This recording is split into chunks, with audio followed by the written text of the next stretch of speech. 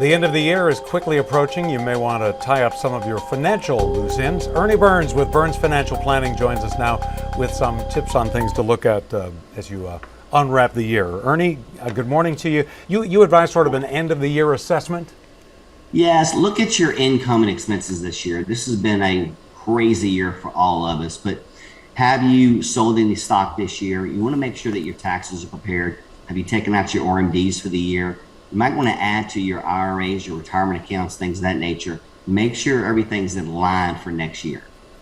You know, you mentioned budgeting, and we hear about that, quite often from people on the financial side. How important is it, especially with prices doing what they're doing, to have a firm sense of where you're spending your money?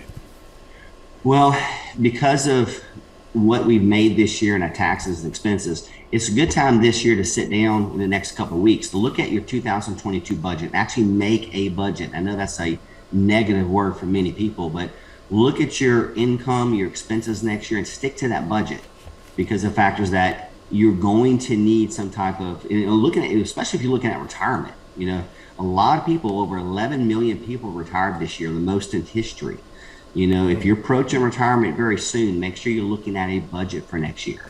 Let me go off the reservation from what I had planned here. When we talk about retirement, sometimes if somebody's 29 years old, it's sort of a theory down the road, and it can seem, if you're watching a newscast like you're talking to people who are 50 plus or 45 plus. When you see the customers you have who are successful, maybe they didn't break the bank, on their income, but they've got themselves set up. What are the common traits? What did they do well when they were 29, 35, 40 years old?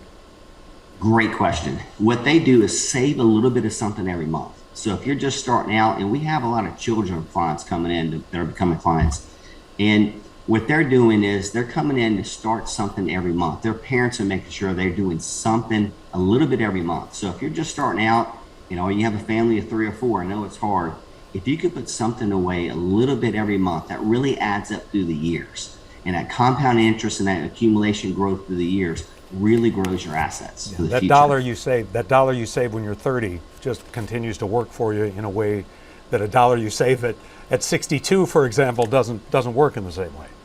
No, inflation's really, we can get off another subject there, but you want to save it now because it's going to compound and grow for the future. And that's what investing is about, all about compounding that dollar. All right, Ernie Burns, we appreciate your time, your thoughts as always as we kind of wrap up the end of the year. Thanks, Ernie. All right, guys, take care of yourself. Thank you.